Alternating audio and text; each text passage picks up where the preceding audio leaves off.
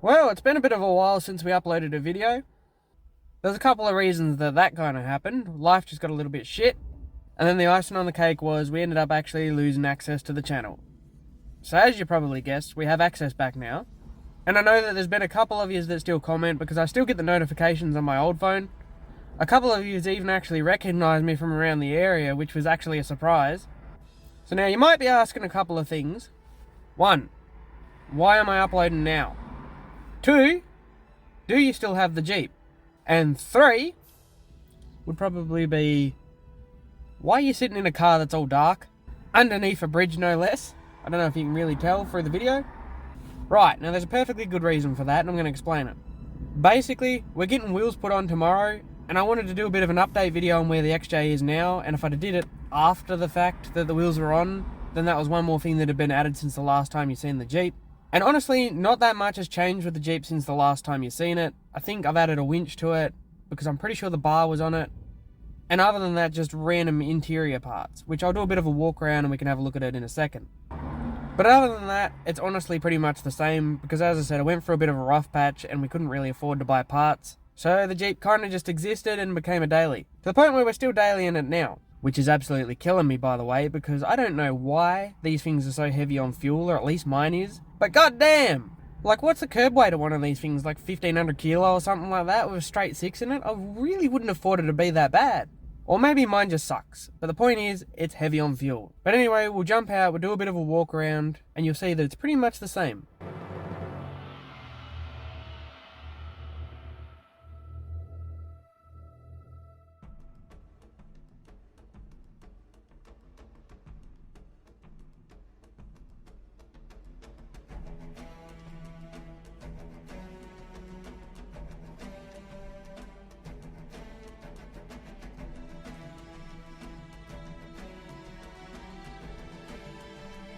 Well, now that we're back in the car, as you can probably tell by walking around it, there's not really that much of a difference.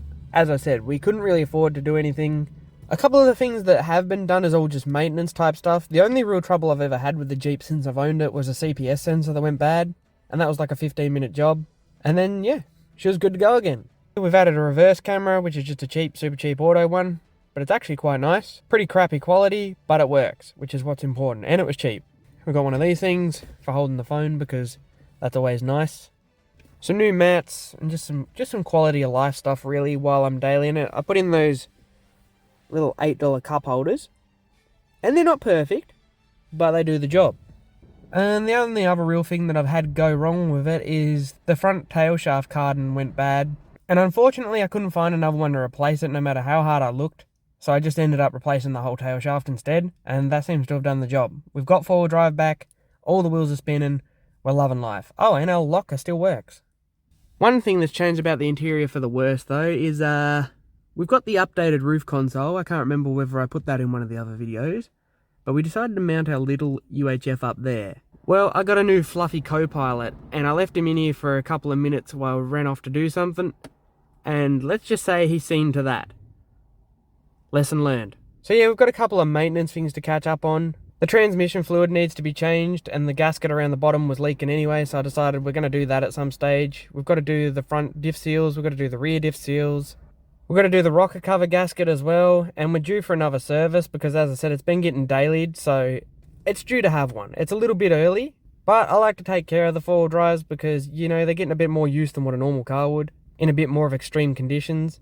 And my Jeep's been cooked a few times. I'm not gonna lie. At one stage, we actually lost our auxiliary fan, and no matter what fan I tried to replace it with, it just wasn't good enough. It was just getting hot constantly, and then we went to Bridgeport for one trip, and it got really, really hot, to the point where I thought that I'd actually cracked the head.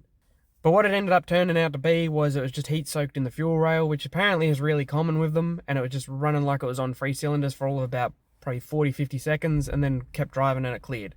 We went back to Bridgeport another time with a different fan in it, and it was still overheating. And it got pretty damn hot to the point where I thought surely this is going to be it for it. But here we are a year and a half later and it's still going strong. I don't know where the Americans get the idea that the 4-litre is unreliable, because mine's been pretty good considering what it's been through. What's the other change? The other change is my little brother ended up buying the WJ that was in my last adventure video, I think. the one that ended up getting drowned, well, basically he ended up with it because he brought a stock standard one, and then he brought that one and was going to make a good one of the two, and ended up fucking both of them, basically. And then he got the opportunity to swap for an XJ, or two XJs actually, and I said, do it. So he did, and now he's got two XJs to work on. One is like Mickey Mouse mint, like it almost feels like a shame to ruin it. And the other one's just like an old clapped out rust bucket that's got like a bunch of cool parts on it that'll be like good to chuck on the other one. So we might as well bring him in on the channel as well, and when we're doing stuff to his vehicle, we're going to go ahead and show some of that as well. But other than that, I think you're pretty much caught up. Everything that you need to know has pretty much been said. And now I've got to drive home, unfortunately, because I've got work in the morning, and at about lunchtime we're going to drop off the Jeep to get some new tread put on. We only went with 33s, and we've still got a lot of stuff to catch up on, like steering upgrades. We probably should truss our diff, and we should somehow get our hands on some stiffeners as well, just to make the body a bit more rigid.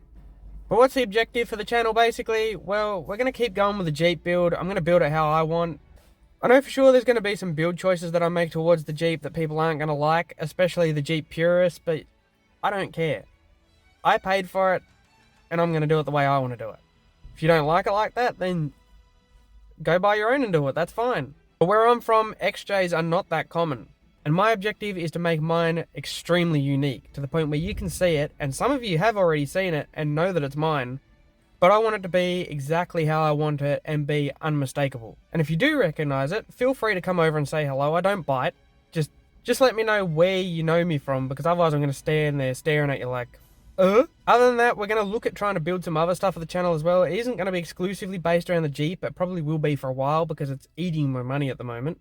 But at some stage I want to build a little budget rally car, or maybe a skid car or something like that. It's going to be a channel for just dicking around pretty much. We're going to try to stay reasonably within the rules. Like, we're not going full fuckwit. Some things have got to be the exception and not the rule. Otherwise, you're just not going to have any fun at all. And then tomorrow I'll continue the video on dropping the Jeep off and then picking it back up with the wheels on it, so we can see what kind of a difference it makes. Right, so it is the next day, and we have to go to work, because unfortunately Jeep parts don't pay for themselves. Sometimes I seriously wonder why I do this, honestly, I really do. Like, there's not really much technical tracks here, it's just all mud. And yet I'm spending all this money to do something I can already do, but slightly better. And then I wonder why I have all these problems. It's kind of like when you meet that girl that's got, like, obvious mental health problems, and then you pretend not to notice, and then when shit goes tits up, you're like, oh, how did that happen? Fuck, I wonder, bro. But before we piss off, a little bit of a sneak peek. 1XJ, 2XJ, plus the one we're inside, obviously.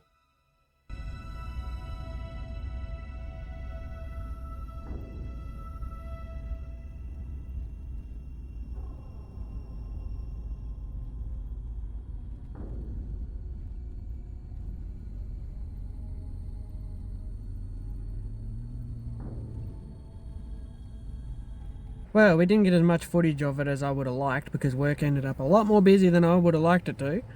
But we dropped it off and we've just picked it up with a 33s on it, and I've got to say it looks pretty cool. So let's have a look at it.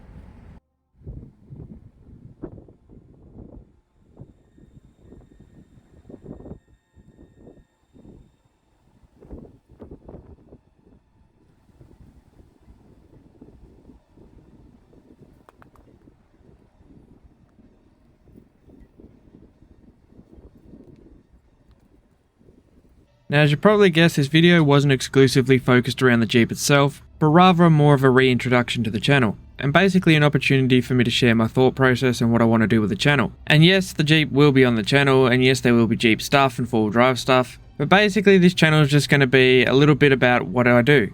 Because I do a lot of things. I have a lot of random hobbies, and this is my second channel. I don't really mind whether this channel grows or not, I just do it because I enjoy making the videos themselves. And rather than put on a fake personality and pretend that this is all I do, I'm all about four-wheel drives and stuff like that, I'd much rather share all of the things that I do. So yes, the Jeep will be focused in a lot of the content, or may even be present in a lot of the content, but it's not gonna be wholly focused around the Jeep itself. As I mentioned earlier in the video, it's just a channel for dicking around and having a bit of fun. Hence the playground part of the name. But anyway guys, that's been the reintroduction to the channel. I should hopefully have another video out fairly soon, and until then, I'll see you next time.